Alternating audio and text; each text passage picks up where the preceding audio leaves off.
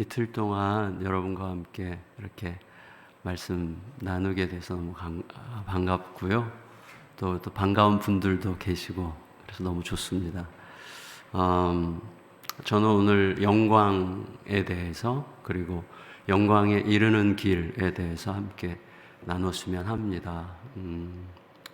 우리가 하나님의 영광을 구하는 삶을 산다고 할 때 그게 우리 각자에게 어떤 의미가 있는 건지를 좀 생각하면 좋을 것 같아요. 우리가 부흥, 다시 살게 하셔서라든지 우리가 신앙의 이름으로, 신앙 성장의 이름으로, 성숙의 이름으로 걸 수 있는 모든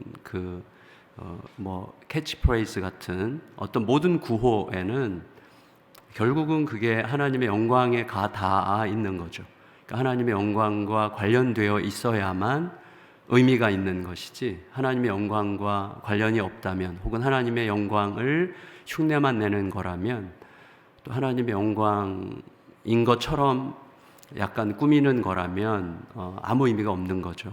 그러니까 모든 것은 하나님의 영광과 관련되어 있어야만 하는 건데, 왜냐하면 하나님의 영광의 본질이 우리의 생명이기 때문이잖아요. 그래서 그거를 좀 이따 말씀을 잠깐 나누겠고, 그래서 하나님의 영광을 구하라고 하는 것은 단순히 너는 하나님 앞에 영광을 돌려야만 하는 존재니까가 아니라 하나님의 영광을 구하고 하나님의 영광에 다다르는 것이 사실은 우리의 생명을 일으키고 생명이 확장되는 유일한 길이기 때문에 그런 거거든요. 그러니까 그런 부분들을 좀 생각하고 어떻게 그 영광에 도달할 수 있는가, 그런 것들을 좀 생각하려고 합니다.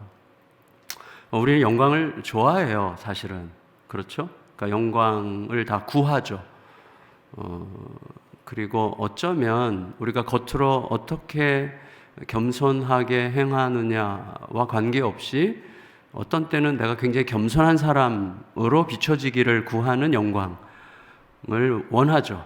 그래서 그런 영광을 구하기도 하고, 굉장히 헌신할 때도 헌신하는 자라고 하는 사람들의 시선을 누리고 싶어하는 영광을 구하고, 그런 것 아니겠어요? 그러니까 우리들의 영광이라는 것은, 우리들이 구하는 영광은 굉장히 가까운 주제이지만 아주 먼 이야기예요. 하나님의 영광은 그러니까 뭐라고 해야 될까요?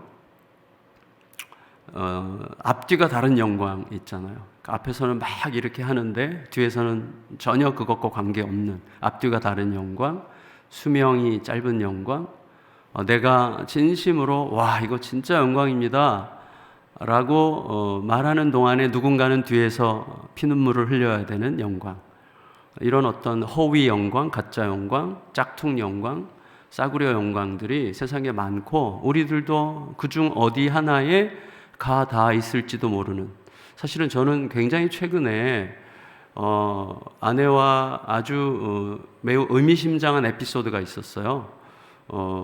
제가 아내를 사랑한다는 게 분명하고 사랑하고 신뢰하는데, 중요한 건 뭐냐면 제가 지난 2월 21일이 34주년이었거든요. 결혼 34주년을 잘 보냈는데 그 33주년 때까지 제 아내가 못 느꼈다는 거예요.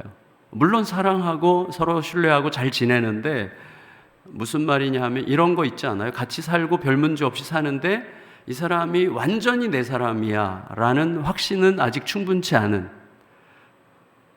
공감 못 하시는구나. 저는 그런 인간이거든요. 그래서 그러니까 이런 거죠. 저는 제 아내는 소위 MBTI로 하면 ISTJ 전형적인, 저는 정반대인 ENFP의 아주 완전히 하이거든요. 그러니까 충동적이고 제가 어떻게 예측할 수 없는 인간이고, 그리고 어떤 게 꽂히면 그냥 막 가고 뭐 이런 쪽이어서, 제 아내는 뭐가 플랜이 있어야 되는 스타일이기 때문에 무척 힘들었거든요. 근데 제가 노력을 한다고 했지만 잘 안 돼요, 그게. 그것이 이제 큰 아내의 힘겨움이었고, 그래서 제 아내가 평생 이 사람은 나 없이도 잘 살 사람, 그리고 내가 없으면 더 잘 살 수 있을 것 같은 사람, 내가 괜히 이 사람 옆에 있어서 이 사람을 앞길을 막는 것 같은 느낌 속에 제 아내가 지내는 거예요, 계속. 근데 그게 무엇 때문에 그런 마음이 강화됐는가 하면 대화의 방식이죠. 그러니까 저는 무척 아내에게 공감한다고 생각하면서 허벅지를 꼬집으면서 듣는다고 애를 썼는데 아내는 제가 듣는다고 느끼지 않았던 거예요. 왜냐하면 예를 들면 뭐 교회에 무슨 문제가 있다. 그러면 저는 교회 입장에서 디펜스를 하잖아요. 교육자 누구에게 좀 아내가 컴플레인이 생겼어요. 그럼 저에게 와서 막 컴플레인을 한단 말이에요. 그 교육자 좀 여보 좀 그런 것 같지 않아? 막 이렇게 얘기하면 저는 빨리 갈등을 싫어해요, 제가. 그래서 빨리 그 교육자 편에 서서 그 교육자를 두둔하면서 당신이 그렇게 굳이 생각할 거 없어. 왜 그렇게 생각해서 괜히 부대껴? 그 교육자는 사실 이러이러한 상황 때문에 이랬을 거야. 자, 그러면 어떻게 되냐면 설명은 됐지만 다 맞는 말이지만 제 아내는 갑자기 섬 위에 홀로 서 있는 섬이 되는 거예요. 그러니까 바다에 홀로 서 있는 섬이 되는 거예요. 그러니까 자기로서는 부대끼고 누구한테 말해요? 남편밖에 말할 사람이 없는데 남편한테 말하자마자 남편이 그쪽 편을 딱 드니까 이게 평생 반복된 거예요. 평생. 그게 안 고쳐져요. 근데 제가 어느 지난 12월인가 아내랑 대화하면서 그 순간 하나님께서 이렇게 느끼게 해주셨어요. 그렇게 네가 오라? 이렇게. 너가 판단하는 게 다 옳은 것처럼 느껴져도 너가 아내에게 공감하지 못하는 순간 옳지 않은 거야 라는 마음을 확 주셨어요. 아내가 그날도 좀 울면서 이제 하소연을 했는데 평소 같으면 왜 울어? 뭐 그런 주제 가지고 왜 울어? 뭐 이렇게 생각을 했을 텐데 그날은 그 울먹이는 아내의 얼굴이 너무 미안하고 사랑스럽게 보였어요. 그러면서 진짜 하나님의 은혜가 온 거죠, 제 마음속에. 그래서 아내한테 이렇게 선언을 했어요. 여보, 이거 진심인데 지금까지 말로 표현을 안 했는데 이거 진짜니까 믿어주면 좋겠어. 첫째, 당신과 우리 교회 사이에 무슨 갈등이 생기면 나 그날로 사임할게. 진심이야. 기쁘게. 난 당신에게는 내가 없으면 안 되는데 이 교회는 나 없어도 되거든. 나보다 더 좋은 사람들 오면 되니까 난 이 교회 사임하고 당신이랑 함께 살 거야. 둘째, 교육자와 당신 사이에 문제 생기면 100% 난 당신 편이야. 이제는 그 교육자 두둔하지 않을게. 세 번째, 심지어 그 대상이 당신의 시어머니라고 해도 내가 어머니한테 가서 그러지 마시라고 얘기할게. 그리고 어머니랑 내가 헤어지는 일이 있어도 당신 편 들게. 제가 그렇게 아내한테 얘기를 했는데 진심이 담겨 있었어요. 그날 제가 느꼈어요. 아내를 그 순간을 모면하고 설득하려고 한 얘기가 아니라 진심으로 가슴에서 나가는 게 느껴졌어요. 아내가 정말이야? 진짜야? 이렇게 2번 물었는데 그 다음 날부터 어마어마한 변화. 제 아내가 올해 환갑이거든요. 근데 덩실덩실 춤을 추는 거예요. 제 아내가 굉장히 이렇게 쑥스러워하고 되게 어색해하고 그런 사람인데 막 집에서 막 설거지를 하면서 막 춤을 추는 거예요. 제가 깜짝 놀랐어요. 얼마나 회개했는지 몰라요.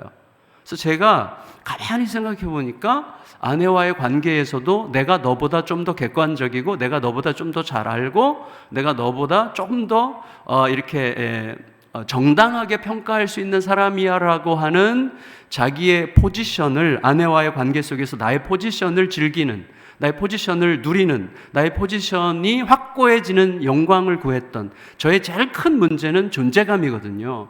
저는 그것 때문에 죽을 뻔했었는데 하여튼 그게 평생에 가는 싸움인데 아내와의 관계에서도 끝까지 내가 틀리지 않아야 되는, 아내보다는 좀 더 나은, 아내보다는 좀 더 객관적인 시각을 갖고 있는 사람인 것으로 끝까지 증명돼야 되는 그런 시간에 그런 어떤 마음을 느꼈어요. 그러면서 이 하나님의 영광에 대해서 굉장히 많은 생각을 하게 됐어요. 왜냐하면 생각해 보세요.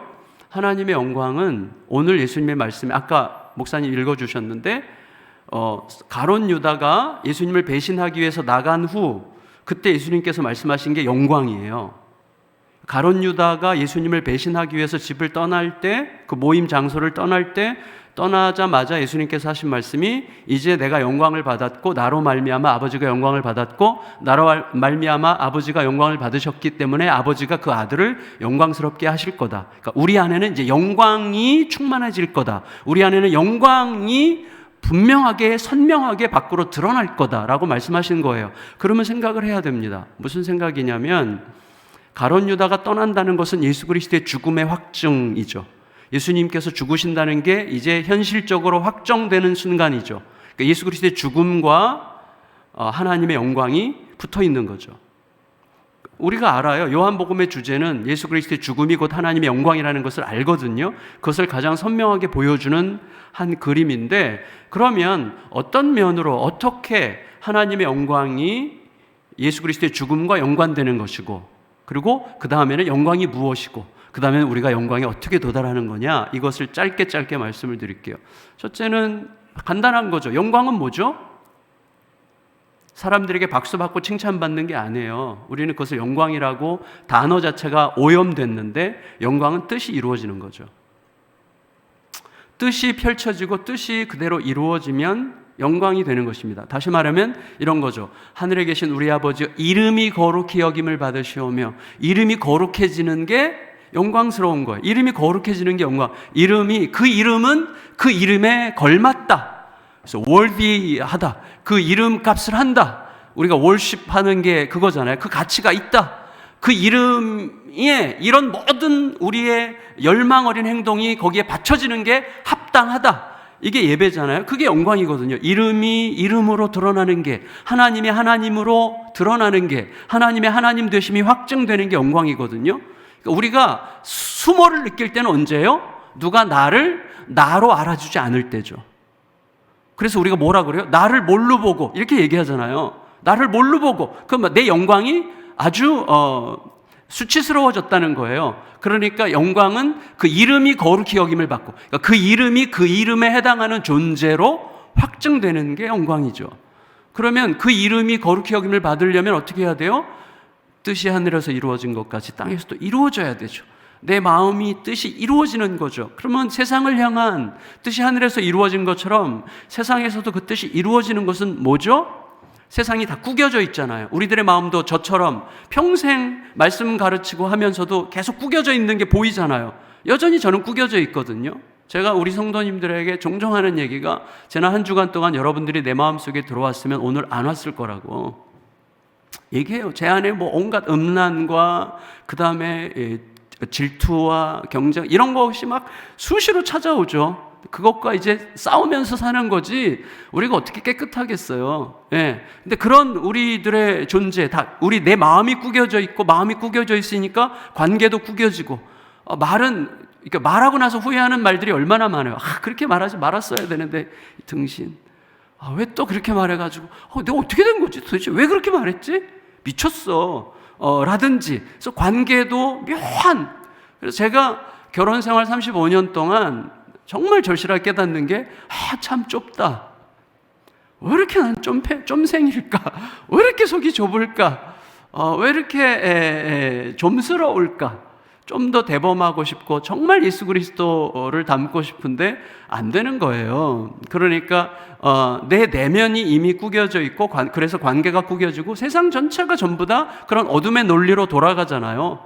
그래서 내가 조금 더 편안하면 다른 모든 것들이 뭐 어떻게 되든 내 안에서는 조금 더 상대화되는 그런 식의 관계 속에 사는 거거든요. 전부 다 어둠의 이야기로 꽉 차 있는 세상이 하나님의 마음, 하나님의 질서, 하나님의 사랑과 신뢰의 질서로 이렇게 스며들어서 펼쳐지는 거죠. 그래서 우리가 알잖아요. 그렇게 힘들고 그렇게 막 앞이 깜깜하고 안 보였던 내 안에 예수 그리스도의 뜻이 들어오고, 그의 마음이 들어올 때 이렇게 펼쳐지고, 용서가 되고, 품어지고, 이해가 되고, 기다릴 줄 알게 되고, 이렇게 이게 뜻이 이루어지는 거거든요. 아버지의 뜻이 이루어지는 거죠. 그 뜻이 이루어지는 거예요. 그게 하나님의 영광이죠. 그렇지만 아까 말씀드린 것처럼 우리들은 근본적으로 자기중심적이기 때문에 하나님의 영광에 도달하는 게 불가능해요. 아까 예수님께서 말씀하셨죠. 내가 유대인들에게 너희는 내가 가는 곳에 못 올 거야. 그리고 그 말 내가 지금 너희에게 한다. 이 소자들아, 작은 자들아, 제자들에게 말씀하시는 거예요. 너희도 아마 그럴 거야. 너희도 내가 가는 곳에 이르지 못할 거야. 예수님께서 가시는 곳이 곧 영광의 본거지죠. 영광 그 자체로 가시는 거죠. 그러면 우리가 그 영광에 어떻게 도달하느냐 하는 거예요. 어떻게 도달하느냐. 이게 중요하죠. 여러분, 예수님께서 그래서 주신 말씀이 34절, 35절이죠. 사랑의 세 계명이에요. 자, 이게 우리한테 참 의미심장한데, 자, 하나님의 영광이 우리 안에 임해야 그의 뜻이 펼쳐지면서 구겨진 마음이 펼쳐지고 뒤틀린 마음들이 펼쳐져요. 그래서 전에는 마음이 구겨져 있으면 어떻게 돼요? 매사가 다 구겨진 프레임으로 다 보이기 때문에 자기가 스스로 비참함과 초라함을 초대하는 거예요. 계속. 그렇게 보지 않아도 되거든요. 근데 하나님의 뜻이 펼쳐지면 프레임이 바뀌죠. 어떤 프레임으로 바뀌어요? 하나님의 시선으로 바뀌어요. 그러니까 해석이 안 되던 게 해석이 되는 거죠.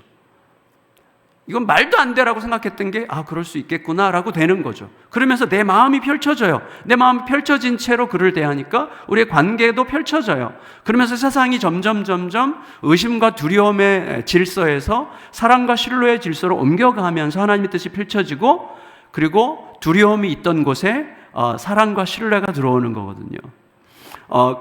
그런 과정을 우리의 삶에서 이제 해나가시는 건데, 그 영광에 도달할 수 없는 본질이 우리 안에 있단 말이죠. 그러면 어떻게 도달하느냐를 얘기하실 때 사랑의 세 계명을 말씀하신 거죠. 성도 여러분, 사랑은 원래 옛 것이죠. 세상이 지어질 때부터 사랑이 주제였죠. 하나님은 사랑으로 세상을 창조하셨잖아요. 하나님이 사랑이시잖아요. 하나님은 사랑이시라. 그렇죠. 하나님 존재가 사랑이시기 때문에 하나님의 존재로부터 흘러나와서 세상이 창조됐어요. 그 세상의 근본은 사랑이에요. 톨스토이는 일찍이 그걸 알았어요. 그래서 톨스토이는 그 사랑의 공동체를 너무나 하고 싶었죠. 우주를 움직이는 힘이 사랑이다. 사랑 없으면 모든 게 끝이잖아요. 모든 게 의미가 없습니다. 그냥 황량한 광야에 혼자 서 있는 거예요. 사랑 없으면. 근데 왜 세 계명일까? 과거에는 사랑을 얘기하실 때 너의 이웃을 너의 몸과 같이 사랑하라고 했지만, 지금 예수님은 뭐라 그러세요? 내가 너희를 사랑한 것 같이 사랑해라, 이렇게 얘기하시죠. 내가 너희를 이 새로운 기준이 온 거예요. 예수 그리스도께서 우리를 사랑하신 것 같이 사랑하는 거예요. 그러면 여기에 굉장히 중요한 비밀이 있어요.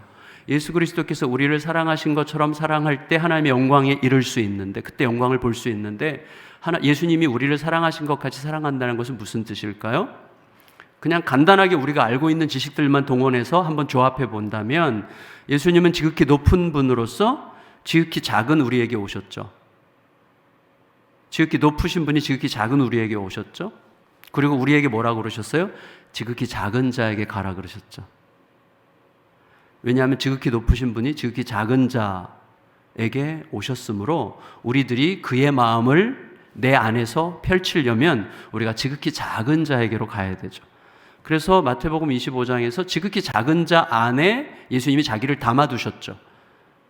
지극히 작은 자에게로 갈 때 우리는 지극히 작은 자에게로 가진 자로서 그를 도와주기 위해서 가는 자가 아니고, 그를 돌보기 위해서 가는 자가 아니라 그 안에 계신 예수께로 가는 자들이에요.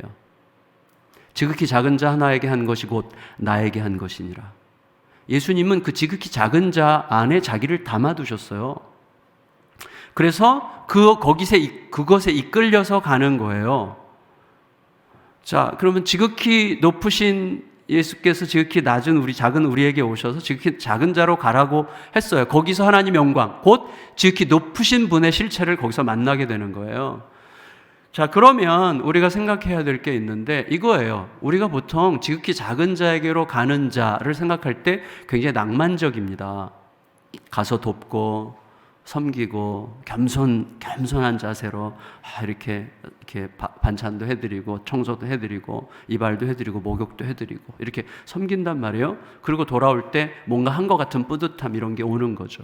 근데 생각해 보세요. 내가 가서 섬기는데 보람을 언제 느끼죠? 그분들이 너무너무 감사해요. 진짜 너무너무 감사해요. 이런 사랑을 받아본 적이 없어요. 이게 이제 이런 반응도 있겠고, 진짜 감사의 표시에 감사의 눈빛, 이런 것들을 우리가 사실은 보상으로 받는 거거든요. 그러니까 우리는 지극히 작은 자에게로 향할 때조차 그들로부터 그들의 감사의 표시를 내가 받을 수 있는 최소한의 보상이라고 생각하면서 가는 거예요. 그래서 어떻게 할 수 있는가 하면, 감사할 줄 모르는 자들에게는 더 가고 싶지 않습니다. 야, 내가 거기를 지금 몇 번째 갔는데 갈 때마다 냉담해. 고마워할 줄도 몰라. 이게 얼마나 내가 귀한 섬김인지를 안 알아줘. 그러면 더 이상 안 가요. 그런데 거기 그만 가. 그 고마워할 줄도 모르는데 그만 가. 딴 데 어디 없어? 다시 말하면 뭐죠? 노골적으로 말하면 어디 내가 정당한 보상을 받을 만한 데 없어? 그렇게 찾는 거예요. 근데 보세요. 지극히 높으신 주님이 지극히 낮은, 지극히 작은 우리들을 찾아오실 때 그 지극히 작은 자가 나였어요. 근데 나는 어떤 자입니까? 우리가 진심으로 고마워할 줄 알까요? 우리가 진심으로 갚을 줄 아는 자들일까요?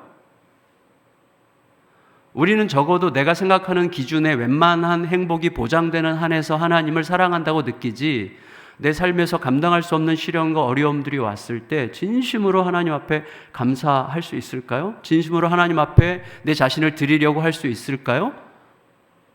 그렇지만 그 순간도 예수님은 모든 걸 주신 분이잖아요. 하지만 우리는 어떤 순간 어려움이 오면 예수님께서 우리에게 주신 게 아무것도 없다는 식으로 고백하고 그런 식으로 표현하고 그런 식의 마음을 갖고 사는 자들이잖아요. 그게 지극히 작은 자예요. 그래서 제가 알게 됐어요.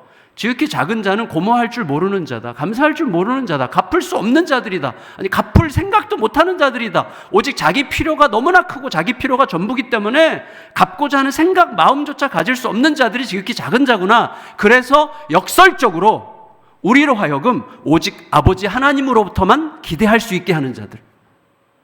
아무것도 갚을 생각도 없고 갚을 능력도 없고 갚을 마음도 없기 때문에 나로 하여금 오직 아버지 하나님의 갚으심만 기대할 수 있게 하는 자가 지극히 작은 자구나. 보세요. 예수님이 십자가에 돌아가실 때 다 떠났어요. 아무도 그 앞에 그의 희생에 사랑에 감사할 수 있는 자는 아무도 없었어요. 예수님은 오직 아버지만 바라보고 그 길을 가신 거죠. 지극히 작은 자는 누구냐면 나에게 오직 아버지로부터 돌아오는 리워드만 기대하게 하는 사람이라고 할 수 있어요. 그래야 사랑이 현실이 되는 거더라고요. 이거를 철학자 중에서 그 레비나스라는 철학자가 있는데, 프랑스 철학자가 그런 식으로 표현을 했어요. 예를 들어서 저 사람과 내가 대등한 관계인데 내가 도와주면 나는 대등한 관계에서 우열한 관계가 되죠. 근데 보통은 더 경제적으로 사회적으로 좀 더 우월한 자가 좀 더 우월하지 않은 자에게 가서 돕죠. 그러니까 우월하지 않은 상태, 사회 경제적으로 또 여러 가지 이유에서 우월하지 않은 자에게 우월한 자가 감으로 이미 우월했던 자가 더 우월해지는 돕는 행위로 인해서 이 사람은 덜 우월한 자로부터 도움받았다는 것까지 더해져서 더 우월하지 않은 자가 되는 거죠. 대등해도 마찬가지예요. 그래서 레비나스가 바라본 통찰은 예수 그리스도를 통해서 이분이 유대인이긴 하지만 유대인이긴 하지만이 아니죠. 유대인도 귀한 사람들이죠.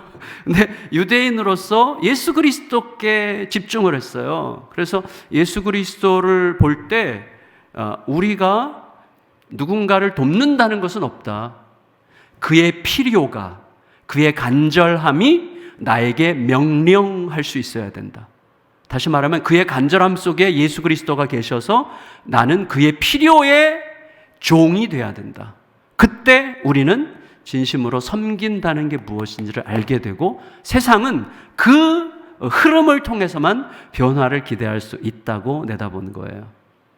근데 세상은 우리 마음도 그렇고 세상은 전부 다 어떻게 해요? 좀 더 여유 있게 가진 자로서 불쌍한 자들을 돕는 방식으로 지극히 작은 자를 생각하거든요. 나는 계속 우월한 자리에 있는 거예요.